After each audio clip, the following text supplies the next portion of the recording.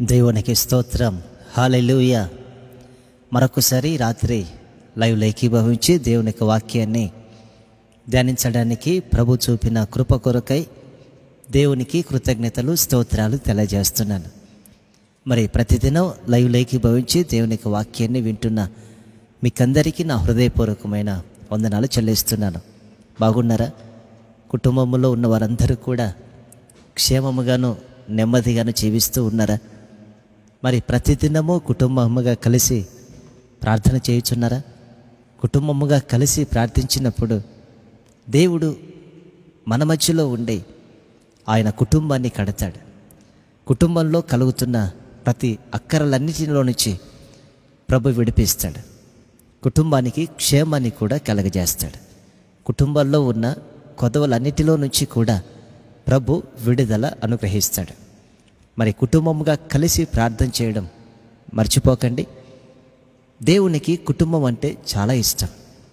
కుటుంబాలు కట్టబడాలని దేవునికి కోరిక. కుటుంబాలు దీవించబడాలని ప్రభు ఇష్టపడుతున్నాడు. గనుక మన కుటుంబాలు క్షేమంగాను ఆరోగ్యంగాను అన్ని విధాలుగా ఆశీర్వదించబడి కుటుంబంలో సంతోషం సమాధానాన్ని పొందుకొని ఆనందంగా జీవించాలంటే మరి ప్రతిదినము కుటుంబముగా కలిసి ప్రార్థన చేయడం మర్చిపోకండి. కుటుంబముగా కలిసి ప్రభు సన్నిధిలో మోకరించడం మర్చిపోకండి. కుటుంబముగా కలిసి ప్రభు కొరకు అలాగే మన జీవితంలో మేలులు పొందుకున్నట కొరకు మరి కుటుంబంగా కలిసి ప్రార్థించడం ఏ రోజు కూడా మర్చిపోకండి. మనకు సమయం ఉండదు అంటూ ఉంటాం, అయ్యా కుటుంబంగా కలిసి ప్రార్థించడానికి మాకు సమయమే ఉండదు, మేము ఆఫీస్కి వెళ్ళి లేటుగా వస్తున్నాం, డ్యూటీకి వెళ్ళి ఆలస్యంగా వస్తున్నాం, పనికి వెళ్ళి ఆలస్యంగా వస్తున్నాం అని చాలామంది అంటూ ఉంటారు. నిజమే, మనం పనికి వెళ్ళి ఆలస్యంగా రావచ్చు, డ్యూటీకి వెళ్ళి రావడం ఆలస్యం కావచ్చు, మరి ఇంకొక పని ఆ పనులు చేసుకుంటూ ఆలస్యంగా ఇంటికి రావచ్చు. కానీ ఒక సమయాన్ని మనమే కేటాయించాలి.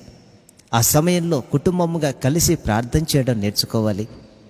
అలా పిల్లలను కూడా కుటుంబంలో ప్రార్థనలో కూర్చోబెట్టి పిల్లల నిమిత్తమై పిల్లలతో కూడా మనం ప్రార్థన చేయించాలి. మరి ఇంకా కుటుంబ ప్రార్థన గురించి మీకు మరిన్ని వివరాలు మరి కావలసిన వారు మన యూట్యూబ్ ఛానల్లో మరి ఉంటాయి, ఫేస్బుక్లో కూడా సందేశాలు ఉన్నాయి.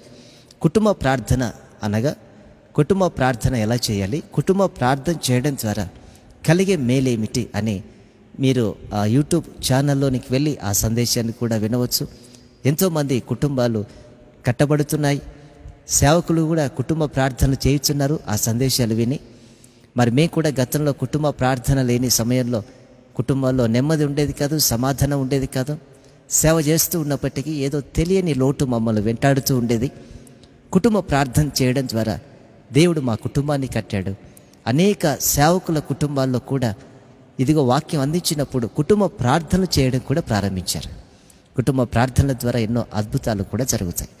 మరి మీరు కూడా ఆ కుటుంబ ప్రార్థన గురించి తెలుసుకోండి. తప్పకుండా మరి కుటుంబ ప్రార్థన చేయుటకు నిర్ణయించుకోనండి. ఒక సమయాన్ని కేటాయించండి. ప్రభు తప్పక మన జీవితాల్లో కుటుంబాన్ని కట్టి ఆశీర్వదించి ఆయన కొరకు సాక్షులుగా జీవించినట్లు ప్రభు సహాయం చేస్తాడు. ఆమేన్. మంచిది. మరి వాక్యం వింటూ ఉన్నప్పుడే మీలో అనేకులకు షేర్ చేయండి. వారు కూడా దేవునికి వాక్యాన్ని విని వాక్యం ద్వారా బలపడి ప్రభు కొరకు సాక్షులుగా జీవిస్తారు. మొదట దేవుడు మిమ్మల్ని ఆశీర్వదిస్తాడు, ఆ తర్వాత వాక్యం విన్న వారి కుటుంబాలను ప్రభు దీవిస్తాడు. ఆమేన్. ఈ రాత్రి దేవునికి వాక్యాన్ని ధ్యానించుకుందాం. మన జీవితంలో మనం ఈరోజు ఈ స్థితిని అనుభవిస్తున్నామంటే అది కేవలం దేవుడు చూపిన మహా ఉచితమైన కృప. దేవుని దయ మన జీవితాల్లో అప్పుడప్పుడు ఆయన దయ ద్వారా మనం అపాయాల నుంచి తప్పించబడుతూ ఉంటాం, ఇబ్బందుల నుంచి తప్పించబడుతూ ఉంటాం. అయితే దేవుని కనికరం నిన్ను నన్ను లేవనెత్తింది. దేవుని దయ వేరు, దేవుని కనికరం వేరు, దేవుని కృప వేరు. మూడు ఒకటే కాదు. చాలామంది అంటారు ఆయన దయ, ఆయన కనికరం, ఆయన కృప అని ఈ మూడింటిని కలిపి మాట్లాడుతూ ఉంటారు. ఈ మూడు ఒకటి కాదు. దేవుని దయ మన జీవితాల్లో అపాయాల నుంచి తప్పిస్తూ ఉంటుంది. దేవుని కనికరం అంటే మనం ఏ స్థితిలో ఉన్నామో ఆ స్థితి యొద్దకు దేవుని కనికరం దిగి వచ్చింది. ఆయన కనికరము చొప్పున మనలను కనుగొని మనలను లేవనెత్తాడు. దేవుని కృప ఏంటంటే ఈరోజు మనం ఈ స్థితిలో జీవిస్తున్నామంటే అది దేవుని కృప. దేవుని కనికరం మొదటగా మన ఉన్న స్థలంలోనికి వచ్చింది. ఆయన కనికరము చేత మనల్ని ప్రభు పైకి లేపాడు. ఇప్పుడు ఆయన కృపలో మనలను ముందుకు నడిపిస్తున్నాడు. ఈ స్థితిని మనం అనుభవిస్తున్నామంటే ఆరోగ్యంగాను ఆశీర్వాదకరంగాను సమాధానంగాను సంతోషంగాను జీవిస్తున్నామంటే కేవలం దేవుడు చూపిన ఉచితమైన మహాకృప. మరి ఆయనిచ్చిన ఈ జీవితంలో ప్రభు కొరకు నమ్మకంగా మనం జీవించాలి. ప్రభు కొరకు సాక్షులుగా మనం బ్రతకాలి. ప్రభు కొరకు కృతజ్ఞత కలిగి జీవించాలి. మన జీవితంలో కృతజ్ఞత కలిగి జీవించినప్పుడు ఇంకా అనేకమైన మేలులు మన జీవితంలో ప్రభు అనుగ్రహిస్తాడు. ప్రభువు సహాయం చేస్తాడు. మరి ఇచ్చినటువంటి ఈ స్థితిని బట్టి, మరి ఇచ్చినటువంటి ఈ జీవితాన్ని బట్టి మనం ఎప్పుడు కూడా గర్వించకూడదు. మనకై మనం పైకి రాలేము, మనకై మనం అభివృద్ధి చెందలేము, మనకై మనం ఏది సాధించలేము, మనకై మనం దేనిని కూడా పొందుకోలేము. దేవుడు అనుమతి ఇస్తే తప్ప, దేవుడు మన జీవితాల్లో అనుగ్రహిస్తే తప్ప, దేవుడు మన జీవితాల్లో పొందుకునేదానికి ఒక మంచి అవకాశాలు కల్పిస్తే తప్ప మనం ఈ స్థితిలోనికి రాలేదు అనే సంగతి వాస్తవం. మన కష్టం ఉంది, మన ప్రయాస ఉంది, మన డబ్బు ఖర్చు ఉంది. అయినప్పటికీ దేవుని కృప లేకపోతే, దేవుని చిత్తం లేకపోతే, దేవుని సహాయం లేకపోతే మన ప్రయాస అంతా వ్యర్థమైపోతుంది, మన కష్టం అంతా వ్యర్థమైపోతుంది, మన ధనం అంతా వ్యర్థమైపోతుంది. గనక మనం ఏ స్థితిలో ఉన్నామో ఆ స్థితిని బట్టి ప్రభుని స్తుతించాలి. కానీ మన జీవితాల్లో గర్వం అనేది ఎక్కడ కూడా రానివ్వకూడదు. కొంతమందికి చిన్నదానికి పెద్దదానికి గర్వం చూపిస్తూ ఉంటారు. చిన్న ఉద్యోగం సంపాదించిన గర్వం చూపిస్తారు, చిన్న డబ్బు సంపాదిస్తే గర్వం చూపిస్తారు, చిన్న పలుకుబడి సంపాదిస్తే గర్వం చూపిస్తారు, ఒక మంచి పేరు వస్తే గర్వాన్ని చూపించే వాళ్ళు చాలామంది కూడా ఉన్నారు. నా ప్రియమైన సహోదరి సహోదరులారా, మన జీవితాల్లో గర్వం అనేది పని చేయకూడదు. గర్వము మన జీవితాన్ని అణచివేస్తుంది. గర్వము మన కుటుంబాన్ని అణచివేస్తుంది. గర్వము మన జీవితాన్ని నాశనం చేస్తుంది.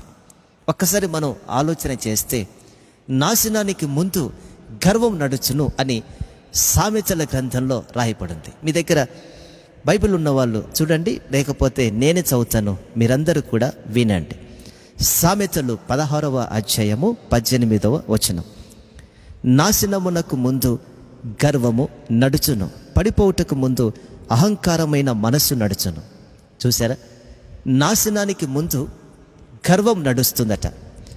మన జీవితాల్లో ఎప్పుడైతే మనం గర్వాన్ని చూపిస్తున్నామో ఇక మన జీవితం పతనం అవుతున్నది అని అర్థం. పతనం అయ్యేదానికి ఇక దగ్గరలోనే ఉంది అని అర్థం. మనం ఎప్పుడు కూడా గర్వంగా ప్రవర్తించకూడదు. ఆస్తి సంపాదించినప్పటికీ, ఉద్యోగం సంపాదించినప్పటికీ, 10 మంది కంటే మనం గొప్పగా జీవిస్తూ ఉన్నప్పటికీ, మంచి పేరు కలిగి ఉన్నప్పటికీ, మంచి హోదా కలిగి ఉన్నప్పటికీ మనం ఎప్పుడు కూడా గర్వంగా ప్రవర్తించకూడదు. మాకేంటి అన్నీ ఉన్నాయి, మాకేంటి ఏం తక్కువ, సమస్తము ఉన్నాయి, ఇదిగో వారికి లేదు మాకున్నది అని ఇతరులను చూసి మనం గర్వంగా ప్రవర్తించకూడదు. అలా గర్వంగా ప్రవర్తిస్తూ ఉన్నట్టయితే గుర్తుంచుకోండి, అతి త్వరలోనే మన జీవితంలోనికి నాశనము ప్రవేశిస్తున్నది అని అర్థం. వాక్యం ఎప్పుడు కూడా నిరర్థకము కాదు. వాక్యం ఎప్పుడు సత్యమే. వాక్యము తప్పకుండా మన జీవితాల్లో నెరవేర్చబడుతుంది. ఒక వ్యక్తి గర్వంగా ప్రవర్తిస్తున్నాడంటే అతడు త్వరలోనే నాశనానికి సిద్ధమవుతున్నాడు అని అర్థం. ఒకసారి ఒక ఆయన పంట వేశాడు. ఆ సంవత్సరం మంచి పంట వచ్చింది. ఎప్పుడూ రానటువంటి పంట ఆ సంవత్సరం వచ్చింది. తన పని వాళ్ళని పిలిచి, ఇదిగో మీతో చెప్తున్నాను, మన దగ్గర ఉన్న ఈ రూమ్లన్నిటినీ పడగొట్టండిరా, ఈ వేర్ హౌస్లన్నీ పడగొట్టండి, పెద్దవి కట్టండి అన్నాడు. పని వాళ్ళందరూ వచ్చి ఆ రూమ్లన్నీ పడగొట్టి పెద్దవి కట్టారు. అందులో ఈ ధాన్యం అంతా వేశారు. వేసిన తర్వాత అతడు అంటూ ఉన్నాడు, ఇదిగో ఇంత ఆస్తి సంపాదించాను కదా, ఇంత ధనాన్ని కూడబెట్టాను, ఇంత ధాన్యాన్ని కూడా సమకూర్చాను అని తన దగ్గరున్న ధనాన్ని బట్టి, తన దగ్గరున్న ధాన్యాన్ని బట్టి, తన దగ్గరున్న ఆస్తిని బట్టి తన మనసులో, తన మనసుతో కూడా ఇలా మాట్లాడుతూ ఉన్నాడు.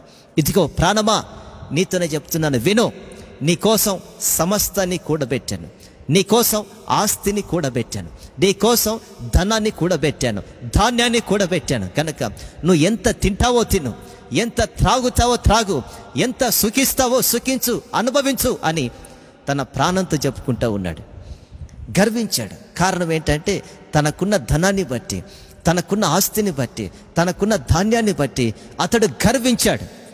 ప్రభు అన్నాడు, ఇదిగో వెర్రివాడా, ఈ రాత్రి నీ ప్రాణాన్ని తీసుకుంటున్నాను. నీ ప్రాణమే పోతే ఎక్కడ సుఖిస్తావు, ఎక్కడ ఆనందిస్తావు, ఎక్కడ సంతోషిస్తావు అని ఆ రాత్రి తన ప్రాణం పోగొట్టుకున్నాడు. కారణం ఏంటంటే మన జీవితాల్లో సమస్తాన్ని కూడా ప్రభు ఇచ్చాడు.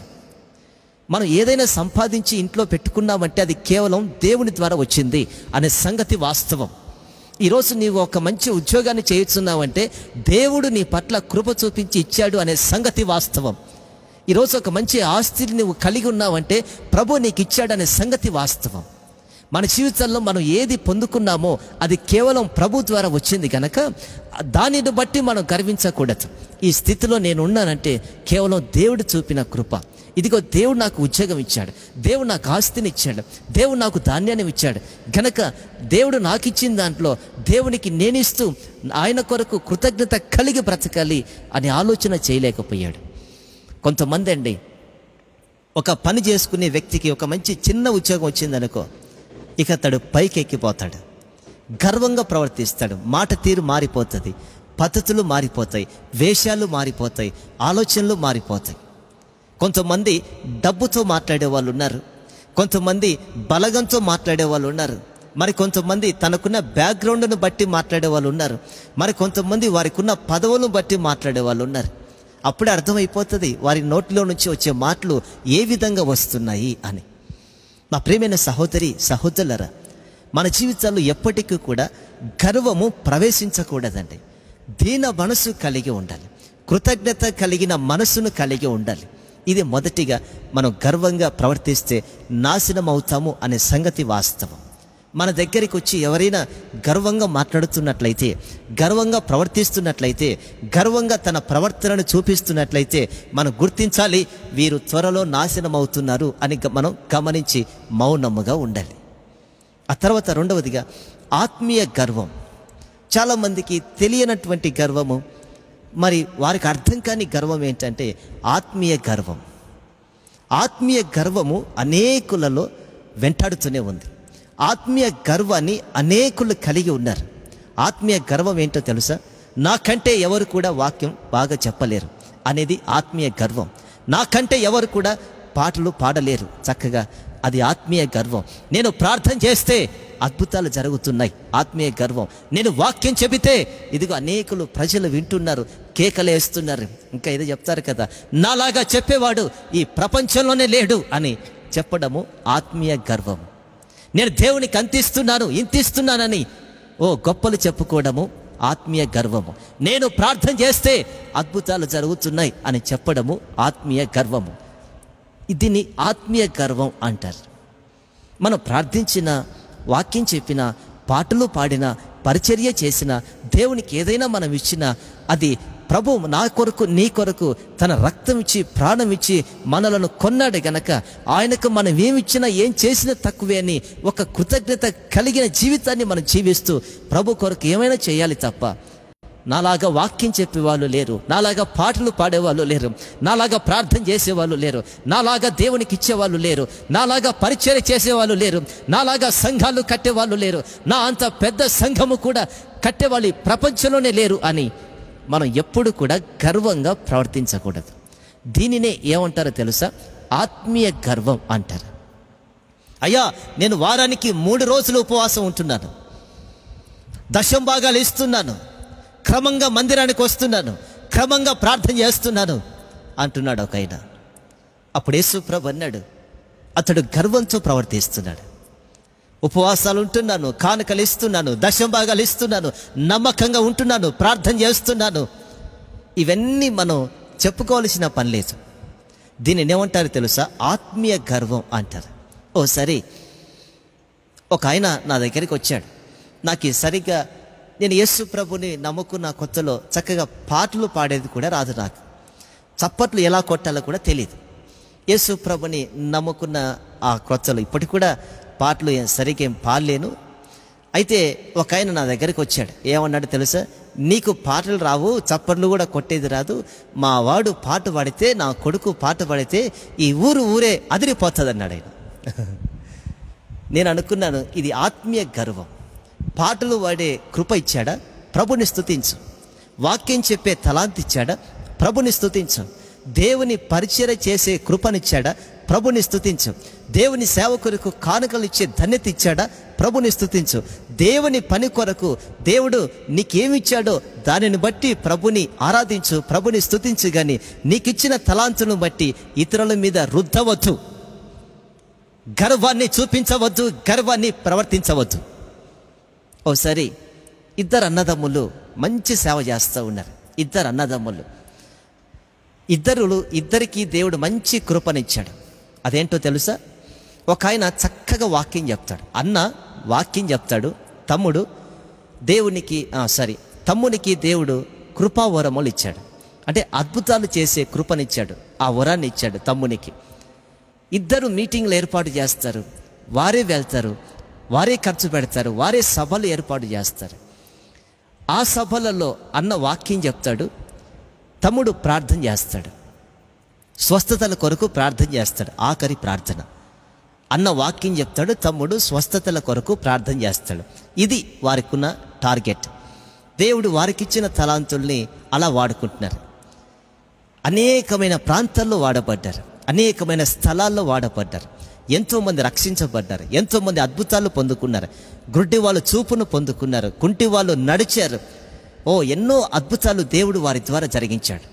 ఒకరిని వాక్యం ద్వారా వాడుకుంటే మరొకరిని అద్భుతాల ద్వారా ప్రభు వాడుకున్నాడు. వాక్యం అంతా అయిపోయింది. ఒక సభలో అన్న వాక్యం చెప్పాడు, ఇక తమ్ముడు ఆఖరి ప్రార్థన, స్వస్థతల కొరకు ప్రార్థన చేయాలి. అప్పుడు అందరూ ఏం చేశారంటే వాక్యం వినేటప్పుడు సైలెంట్గా కూర్చున్నారు. ఇక స్వస్థత ప్రార్థనలు అన్నప్పుడు అందరూ పరిగెత్తుకుంటూ వచ్చి స్టేజ్ దగ్గరికి వచ్చారు. ఈ పాస్టర్ గారు ఇద్దరు స్టేజ్ మీద ఉన్నారు, ఇక తమ్ముడు ప్రార్థన చేస్తూ ఉన్నాడు. వారందరినీ చూసి, అంతమంది జనాల్ని చూసి తమ్ముడు ఏమనుకున్నాడు తెలుసా? ఇదిగో ఇంతమంది జనాలు నా కాళ్ళ దగ్గరకు వచ్చారు అన్నాడంతే. మనసులో అనుకున్నాడు, ఇంతమంది జనాలు చూడు నా కాళ్ళ దగ్గరకు వచ్చారు, దేవుడు నన్ను ఎంతగా హెచ్చించాడు అన్నాడు. తన మనసులో అనుకున్నాడు. ఆశ్చర్యం ఏంటో తెలుసండి, ఆ రాత్రి ప్రభు అతని ద్వారా కార్యాలు చేశాడు. ఆ తర్వాత రోజు ఎక్కడ ప్రార్థనలు పెట్టినా అతని ద్వారా అద్భుతాలు జరగట్లేదట. అద్భుతాలు జరగట్లేదు. ఎంత ప్రార్థించినా, ఎంత అభిషేక ప్రార్థన చేసినా ఒక్కరు స్వస్థత పడలేదట. ఇది జరిగిన సంఘటన. అతడు గమనించాడట, ఎందుకు ఇలా జరుగుతూ ఉంది?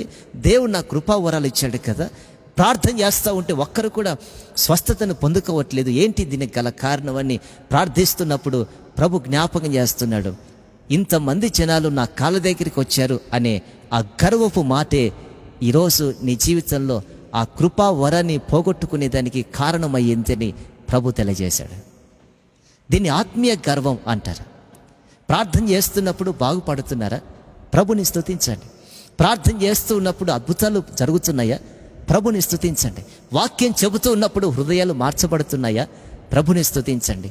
మీరు నమ్మరు కానీ దేవుడు ఈ చిన్న పరిచర్యలో, మాకిచ్చినటువంటి ఈ పరిచర్యలో, మనకిచ్చినటువంటి ఈ పరిచర్యలో వాక్యం ద్వారా ఎంతోమంది ఫోన్లు చేస్తూ ఉంటారు. వాక్యాలు విని, నేను రాసి పంపిస్తున్న, ప్రభు నా చేత రాయిస్తున్న సందేశాలు చదివి, ఇలా వాక్యం ద్వారా మాట్లాడుతున్న ఆ సందేశాలు విని చాలామంది ఫోన్లు చేస్తూ ఉంటారు. ఎంతోమంది కానుకలు కూడా పంపించారు, సాక్ష్యాలు కూడా తెలియజేస్తున్నారు. అయ్యా, వాక్యం ద్వారా మేము ఇలాగున్నామని. అంతెందుకు, సేవకులు కూడా మేము రాసుకొని మా సంఘాల్లో బోధిస్తున్నామని చెప్పారు. మరి ఇవన్నీ ప్రతిరోజు మేము చెప్పాలంటే నాకే గుర్తు రాదు. ఇక అంటే నేను అవన్నీ గుర్తు పెట్టుకోను, వదిలేస్తూ ఉంటాను. మరి అలా చెప్పాలంటే, అలా రాసి పెట్టుకోవాలంటే ఎన్నో ఉన్నాయి. కారణం ఏంటో తెలుసా? అవి కాదు ప్రాముఖ్యం.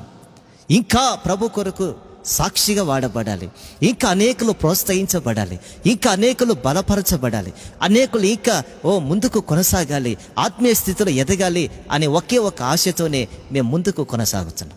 ఏమైనా ఉంటే ప్రభు కార్యాలు చేస్తే మేమేం మాట్లాడుకుంటాం తప్ప ఇదిగో ఇలా బహిరంగంగా చెప్పాలంటే ఎన్నో సాక్ష్యాలు ఉన్నాయి. నా ప్రియమైన సహోదరి సహోదరులారా, ఆత్మీయ గర్వము మన జీవితానికి పతనానికి కారణమవుతుంది. సౌలు గర్వించాడు. గర్వించడం అంటే దేవుని సేవకుని మాటను ధిక్కరించాడు. ఎవరైతే దేవుని మాటను దేవుని సేవకుని మాటను ధిక్కరిస్తారో తిరస్కరిస్తారో వారిలో గర్వం ఉన్నది అని అర్థం. దేవుని మాటను వినేవాళ్ళు, సేవకుల మాటను వినేవాళ్ళు దీన మనసు కలిగిన వాళ్ళు అని అర్థం. చెప్పింది చెప్పినట్లుగా చేసేవాళ్ళు అని అర్థం. తిరుగుబాటు చేసే వారి జీవితంలో గర్వం ఉన్నది. అయ్యో సేవకులు చెప్తున్నారంటే దేవుడు చెప్తున్నాడు, సేవకుల నోటిలో నుంచి దేవుడు మాట్లాడుతున్నాడు అనే ఆలోచన మనం కలిగి ఆ మాట మనం విన్నప్పుడు మన జీవితాల్లో గొప్ప ఆశీర్వాదం కలుగుతుంది. అలా కాకుండా ఇదిగో దేవుని సేవకులు చెప్పిన మాటను మనం ధిక్కరించి తిరస్కరిస్తున్నామంటే వినే స్వభావం లేదు, మరి గర్వించే స్వభావం మనలో ఉంది గనకనే మన జీవితాల్లో అద్భుతాలు పొందుకోలేకపోతున్నాం. ఆత్మీయ గర్వము అది చాలా ప్రమాదకరం. కొంతమంది మందిరాల్లోనికి వెళ్ళి ఏమైనా స్పాన్సర్లు చేస్తే, ఏదైనా దేవుని పని కొరకు పరిచర్య కొరకు సహాయం చేస్తే ఫ్యాన్లకి కూడా వారిచ్చిన పేరు కనపడుతుంది, ట్యూబ్ లైట్లకి వారి పేర్లు కనపడతాయి, బీరువాకి వారి పేర్లు కనపడతాయి, పులిపీటికి వారి పేర్లు కనపడతాయి. ఓసారి ఒక ఆయన చాలామంది సేవకులు ఏం చేశారంటే ఓ స్థలానికి వెళ్ళి పులిపీటు తెచ్చుకున్నారు. పులిపీటు అంటే ఒక బల్ల, ఆ బల్ల మీద బైబిల్ పెట్టుకుని వాక్యం చెప్తారు కదా, అలా ఒక పులిపీటు తెచ్చుకున్నారు. ఓ ప్రాంతానికి వెళ్ళి నాకు కూడా చెప్పారు, అయ్యా మీరు కూడా వెళ్ళండి, మీరు కూడా రండి, ఒక్క మాట ఫోన్ చేయండి, మేము ఇక్కడ సేవ చేస్తూ ఉన్నాం, మీరు కూడా మాకు ఒక పులిపీటు ఇవ్వండి అని మీరు అడిగితే ఇస్తారు అన్నాడు ఆయన నన్ను. నేనేం చెప్పానంటే, నేనైతే అడగలేను, నువ్వే నా తరపున కావాలంటే అడుగు, నా తరపున అడుగు, నేనైతే అడగలేను, ఇవ్వండి అని చెప్పాను. లేదు పర్లేదు మాట్లాడండి అని నాకు నెంబర్ ఇచ్చాడు. ఆ తర్వాత వారిచ్చిన పులిపీటు చూపించాడు, ఇదిగో ఇలా ఉంటుంది అన్నాడు ఆయన. ఆ పులిపీటు నిండా వారి పేర్లే కనపడుతున్నాయి ఎదురుగా. వాక్యమేమో చిన్న అక్షరాలతో రాయించాడు, కానీ స్పాన్సర్ పేరేమో ఆ పులిపీటు పెద్దదిగా కనపడతా ఉంది. ఆ పులిపీట్లో ఆయన పేరు పెద్దదిగా కనపడతా ఉంది. వాక్యం చిన్న అక్షరాల్లో ఉన్నాయి, ఆ పులిపీటు ఇచ్చే వారి పేర్లేమో పెద్దగా కనపడుతున్నాయి. నాకు వద్దు అని చెప్పాను. కారణం ఏంటంటే దేవుని సేవ కొరకు మనం ఏదైనా ఇచ్చినప్పుడు మన పేర్లు ఎందుకండి? అసలు మనం ఏమి ఇస్తున్నాం ఆయన పని కొరకు, మనం ఎంత ఇస్తున్నాం ఆయన పని కొరకు, మనం ఏం సమర్పిస్తున్నాం ఆయన పని కొరకు, మనం ఇచ్చింది కనపడాలా, మనం ఇచ్చింది ప్రత్యేకించి చూపించాలా, మనం ఇచ్చింది ఇదిగో పలానామే పలాని సహోదరుడు ఇది ఇచ్చాడని మన గురించి తెలుసుకొని మనలను పొగడాలా?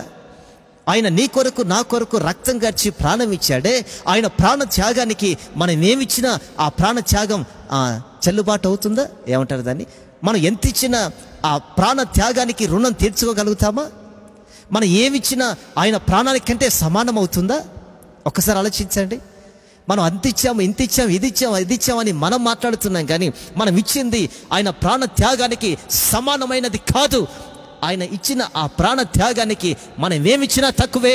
అందుకే దేవుడు కోరుకుంటూ ఉన్నాడు, ఈ లోక బాహ్యమైనటువంటి అలంకారము కాదు, బాహ్యమైనటువంటి కానుకలు కాదు, కానీ నిజమైనటువంటి కానుక, నిజమైనటువంటి అర్పణ, ప్రాణాత్మ శరీరాలే నేను కోరుకున్నటువంటి నిజమైన బలి అంటున్నాడు ఆయన. నిజమైనటువంటి అర్పణ ప్రాణాత్మ శరీరాలు. మన ప్రాణము ఆత్మ శరీరము ఆయన చేతికి అప్పగిస్తే, ఆయన కొరకు సమర్పిస్తే, ఆయన కొరకు అర్పణగా ఇస్తే అంతకంటే మించినటువంటి కానుకలు ఈ ప్రపంచంలోనే లేవు. కొంతమంది కానుకలు ఇస్తారు కానీ ప్రాణాన్ని శరీరాన్ని ఆత్మను అప్పగించరు. ప్రాణాన్ని శరీరాన్ని ఆత్మను ప్రభు కొరకు త్యాగం చేయరు. ప్రాణాన్ని శరీరాన్ని ఆత్మను ప్రభు కొరకు సమర్పించరు. కానుకలు ఇస్తారు, దశంభాగాలు ఇస్తారు, కానీ ప్రాణము శరీరము ఆత్మ ఇవన్నీ కూడా ప్రభుకు సంబంధమే లేకుండా జీవిస్తూ ఉన్నారు. మేము ఎలా తిరిగితే ఏముంది, ఎలా పొరలాడితే ఏముంది, ఎలా మాట్లాడితే ఏముంది, మా ఇష్టం వచ్చినట్లు కోరికలు తీర్చుకుంటాం, మా ఇష్టం వచ్చినట్లు బ్రతుకుతాము, ఇదిగో ఇంత కానుక ఇస్తున్నాం కనుక ఆ కానుక మా జీవితాల్లో కార్యాలు చేస్తుంది అనేటువంటి ఆలోచన కలిగి చాలామంది బ్రతుకుతున్నారు.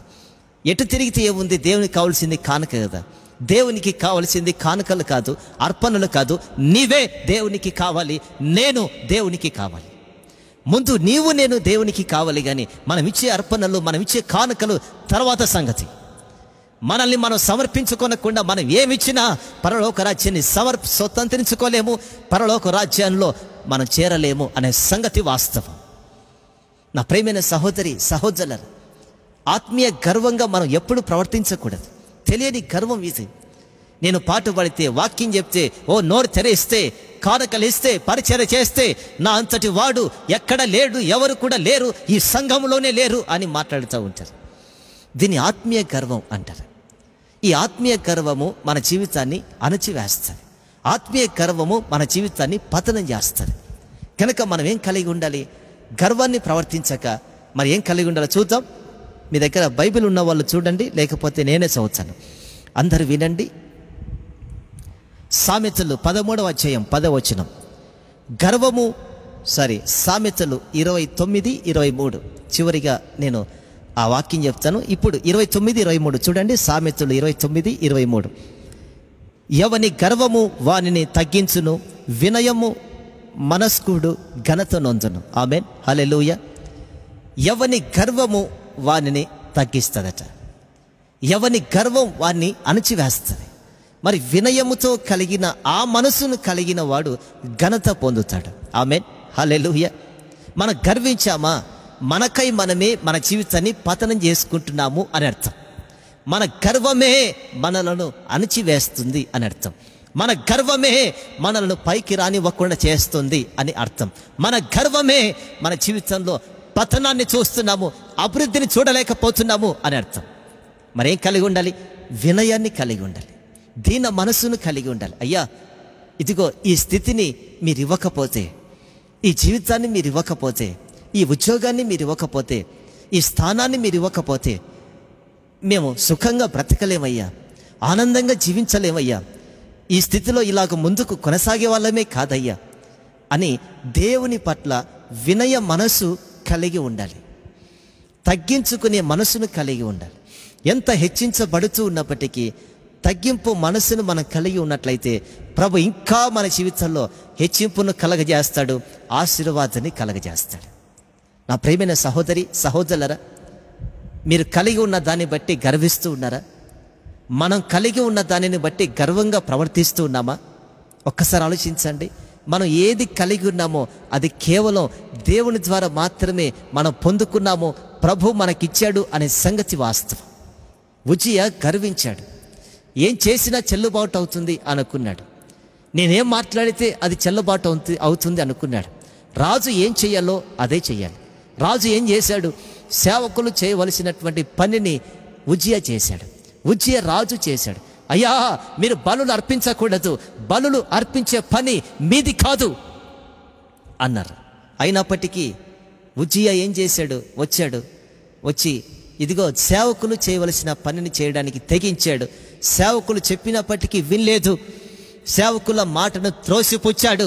చివరికి ఉజ్జియాకి కుష్ఠరోగం వచ్చింది.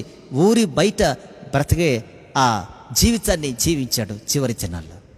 మనం ఏం చేసినా చెల్లుబాటు అవుతుంది అని అనుకోకూడదు. ఉజ్జియాకు దేవుడు ఒక మంచి పదవినిచ్చాడు, రాజు పదవినిచ్చాడు.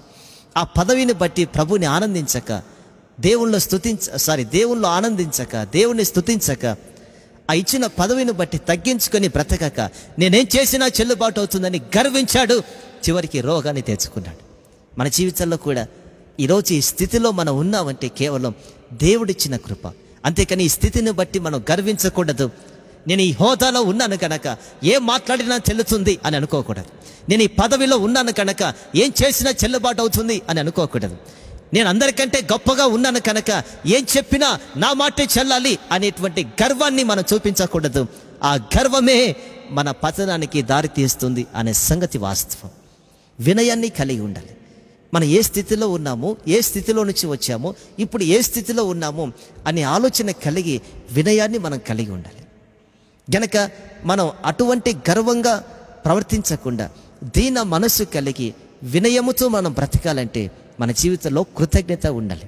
ఇదిగో గతంలో నా జీవితం ఇలా ఉండేది, గతంలో నా బ్రతుకు ఇలాగ ఉండేది, గతంలో నా మాట తీరు ఇలా ఉండేది, గతంలో నా ప్రవర్తన ఇలా ఉండేది, గతంలో నా ఊర్లో ఉన్న వాళ్ళు ఇలా చూసేవాళ్ళు, గతంలో నా ప్రాంతంలో ఉన్న వాళ్ళు ఇలా చూసేవాళ్ళు, గతంలో నా జీవితము నా కుటుంబాల్లో హీనమైన బ్రతుకు ఈరోజు ఒక మంచి జీవితాన్ని ఇచ్చాడని ఆ జీవితాన్ని బట్టి ప్రభు సన్నిధిలో తగ్గించుకొని మనం బ్రతికినప్పుడు, కృతజ్ఞత కలిగి జీవిస్తూ ఉన్నప్పుడు ప్రభు మనల్ని ఇంకా హెచ్చిస్తాడు. ఆమేన్, హల్లెలూయా. కనుక చివరి మాట ఒక మాట చెప్పి నేను ముగిస్తాను. మరి కుటుంబాల్లో గొడవలు కలుగుతూ ఉంటాయి. గొడవలు చిన్నదానికి పెద్దదానికి గొడవలు కలుగుతూ ఉంటాయి. మీకు తెలీదు కుటుంబాల్లో గొడవలు ఎందుకు కలుగుతాయంటే గర్వము వలన కుటుంబాల్లో గొడవలు కలుగుతాయి. కేవలం గర్వం, జగడాలు అంటామే, కేవలం గర్వము వలన కుటుంబంలో జగడాలు గొడవలు కలుగుతూ ఉంటాయి. మీరెలా చెప్పగలుగుతారయ్యా అంటారా? చూద్దాం రండి. సామెతలు 13వ అధ్యాయం 10వ వచనం. సామెతలు 13:10. గర్వము వలన జగడమే పుట్టును. చూసారా? గర్వము వలన జగడములు పుడతాయి. అది కుటుంబంలోనే కానివ్వండి, స్నేహితుల మధ్యలోనే కానివ్వండి, బంధువుల మధ్యలోనే కానివ్వండి, సంఘంలోనే కానివ్వండి, మరెక్కడైనా కానివ్వండి, గర్వము వలన జగడములు పుడతాయి, గొడవలు కలుగుతాయి. నువ్వు చెప్పింది నేనెందుకు వినాలి అంటారు, నీవు చెప్పింది నేనెందుకు చేయాలి అంటారు, నీవు చెప్పిన మాట నేనెందుకు వినాలి అంటారు. అప్పుడే కదా గొడవలు వచ్చేది. జగడం వలన గర్వం వలన వాక్యం మళ్ళీ చూద్దాం ఏం కలుగుతుందట. గర్వము వలన జగడములు పుట్టును. గర్వం ఏంటి? ఆ గర్వం అంటే చెప్పిన మాట వినకపోవడమే గర్వం. జగడాలు పుడతాయి. జగడాలు పుట్టడం వలన కుటుంబాల్లో సమాధానం లేకుండా అయిపోతుంది, సంతోషం లేకుండా అయిపోతుంది. చిన్నదానికి పెద్దదానికి భర్త భార్య మీద తిరుగుబాటు చేయడం, భార్య భర్త మీద తిరుగుబాటు చేయడం, నువ్వు చెప్పింది నేనెందుకు వినాలి, నీవు చెప్పింది నేనెందుకు వినాలని ఒకరికొకరు జగడాలు పెంచేసుకొని గొడవలకు దారితీస్తుంది. ఒకరంటే ఒకరికి గౌరవం ఉండాలి, ఒకరి మాట ఒకరు వినేటట్లుగా ఉండాలి. అంతేకాని జగడాలు పుట్టించకూడదు. జగడాలు ఎందుకు వస్తాయి? గర్వం వలన వస్తాయి. వాడు చెప్పింది నేనెందుకు వినాలి, ఈమె చెప్పింది నేనెందుకు వినాలని ఒకరంటే ఒకరు పడక, ఒకరి మాటను ఒకరు గౌరవించక తిరుగుబాటు చేసి అదే గర్వముతో కుటుంబాల్లో సమస్యలు తెచ్చుకుంటున్నారు. కన్నీటి పాలు కుటుంబాన్ని చేస్తున్నారు. నా ప్రియమైన సహోదరి సహోదరులారా, ఈ పని చేయమంటే నేనెందుకు చేయాలి అని తిరుగుబాటు చేయకూడదు. ప్రియ సహోదరి, ఈ పని చేయమంటే నేనెందుకు చేయాలి అని నీ ఇంటిలో తిరుగుబాటు చేయకూడదు. ప్రియ సహోదరుడా, ఈ పని చేయమంటే నేనెందుకు చేయాలి, నేను మగవాడిని అనే తిరుగుబాటు మీరు చేయకూడదు. ఒకరంటే ఒకరికి గౌరవం ఉండాలి. ఆ గౌరవం ఎలా వస్తుందంటే హృదయంలో గర్వాన్ని తీసివేసినప్పుడు ఒకరి మాట ఒకరికి విలువగా మారుతుంది. అప్పుడు ఒకరి మాట ఒకరు వింటారు, గొడవలు ఉండవు, జగడాలు ఉండవు, గర్వము ఎంత మాత్రం కూడా ప్రవేశించదు. గనక ఈ రాత్రి మన జీవితంలో మనం ఆలోచించాలి, గర్వాన్ని చూపించకూడదు. ఏ స్థితిలో ఉన్నప్పటికీ గర్వంగా మనం ప్రవర్తించకూడదు. ఒకవేళ గర్వాన్ని చూపిస్తున్నామంటే నాశనానికి వెళుతున్నామని అర్థం. ఇంకా మన జీవితంలో నూతన కార్యాలు ఆశీర్వాదాలు పొందుకోవాలంటే ఈ స్థితిని కలిగి ఉన్న మన జీవితాల్లో వినయము కలిగి ప్రభుని స్తుతించాలి. అంతేకాని ఇదిగో కుటుంబంలో స్నేహితుల మధ్య మనుషుల మధ్య గర్వం వలన జగడాలు పుడతాయి. అందుకని ఒకరంటే ఒకరికి గౌరవం ఇస్తూ, ఒకరి మాట మీద ఒకరి విలువనిస్తూ, ఒకరిని ఒకరు హెచ్చించుకుంటూ ముందుకు కొనసాగుదాం. గర్వంగా ఎక్కడ ప్రవర్తించక వారు చెప్పింది నేనెందుకు వినాలి అనేటువంటి గర్వాన్ని తీసివేసి ఒకరి మాట ఒకరికి విధేయత కలిగి బ్రతుకున్నట్లుగా మనమందరం కూడా తీర్మానం చేసుకుందాం. ప్రభు కొరకు నమ్మకంగా సాక్షులుగా జీవించుదాం. మరి ఈ రాత్రి నుంచి ఇదిగో మన జీవితంలో అక్కడక్కడ కలుగుతున్న గర్వాన్ని కూడా తీసివేద్దాం. వినయము దీన మనస్సును కలిగి మనం బ్రతుకుదాం. ప్రభు కొరకు సాక్షులుగా జీవించుదాం. కళ్ళు మూసుకునండి, ప్రార్థన చేసుకుందాం. పరిశుద్ధుడా, మీ కొందనాలు స్తోత్రాలు నాయనా. ఈ రాత్రి మరొకసారి తేటగా మీరు మాట్లాడారు. గర్వము మన జీవితాల్లో నష్టాన్ని కలగజేస్తుంది, మా ప్రాణాన్ని తీసివేస్తుంది, నాశనమునకు ముందుకు నడిపిస్తుంది. ఆ గర్వమే మా జీవితాన్ని పతనం చేస్తుంది. ఆ గర్వమే మా జీవితంలో ఆశీర్వాదాలు పొందుకోకుండా చేస్తుంది. ఈ రాత్రి మీరు తేటగా మాతో మాట్లాడారు. మా జీవితాల్లో ఎక్కడ గర్వాన్ని చూపించక దీన మనసు కలిగి వినయము కలిగి నీ సన్నిధిలో కృతజ్ఞత కలిగి జీవించినట్లు సహాయం చేయండి. గర్వము వలన జగడములు పుడతాయి. నిజమే, ఒకరి మాట మీద ఒకరికి గౌరవము లేక, ఒకరి మాట ఒకరికి విధేయత చూపించక, ఒకరి మాట మీద ఒకరికి గౌరవము లేక నాయన, గౌరవము లేక తిరుగుబాటు చేస్తున్నాం. దయతో మమ్మల్ని క్షమించండి. ఈ దినం నుంచి ఎక్కడ కూడా మీరు మాకిచ్చిన స్థితిని బట్టి గర్వంగా ప్రవర్తించక దీన మనసు కలిగి నీ సన్నిధిలో తగ్గించుకొని బ్రతుకుతూ మీ ద్వారా గొప్ప మేలులు పొందుకునే భాగ్యం దయచేయమని, విత్తబడిన వాక్యం మా అందరి హృదయాల్లో ఫలింప చేయమని, లైవ్లో ఏకీభవించి మీ యొక్క వాక్యాన్ని విన్న ప్రతి ఒక్కరి జీవితంలో మీరే దీన మనసు వినయమును కలిగించి మీ కొరకు సాక్షులుగా జీవించే భాగ్యము దయచేయమని యేసుక్రీస్తు నామంలో అడిగి వేడుకొనుచున్నాము తండ్రి. ఆమేన్. మన తండ్రి అయిన దేవుని ప్రేమయు, కుమారుడైన యేసుక్రీస్తు యొక్క కృపయు, పరిశుద్ధాత్ముని యొక్క అన్యోన్య సహవాసము ఇప్పుడు ఎల్లప్పుడు సదాకాలము మనకందరికీ తోడై ఉండును గాక. ఆమేన్. యేసు రక్తమే జయం, ప్రభు యేసు రక్తమే జయం, ప్రభు యేసు నామమునకు సంపూర్ణ విజయము కలుగును గాక. ఆమేన్, ఆమేన్, ఆమేన్. మంచిది. ఇంతవరకు లైవ్లో ఏకీభవించి దేవుని యొక్క వాక్యాన్ని విన్న మీకందరికీ నా హృదయపూర్వకమైన వందనాలు చెల్లిస్తున్నాను. విన్నాం కదా, ఎక్కడ కూడా మనం గర్వం చూపించక దీన మనసు కలిగి కృతజ్ఞత కలిగి బ్రతుకుదాం. ప్రభు ద్వారా మెండైన దీవెనలు పొందుకొని ప్రభు కొరకు సాక్షులుగా జీవించుదాం. కుటుంబంలో సంతోషము సమాధానాన్ని పొందుకొని మన జీవితంలో ఆనందంగా బ్రతుకుతాం. మరి అట్టి ఆనందకరమైన జీవితాన్ని దేవుడు మనకందరికీ అనుగ్రహించును గాక. ఆమేన్. హల్లెలూయా.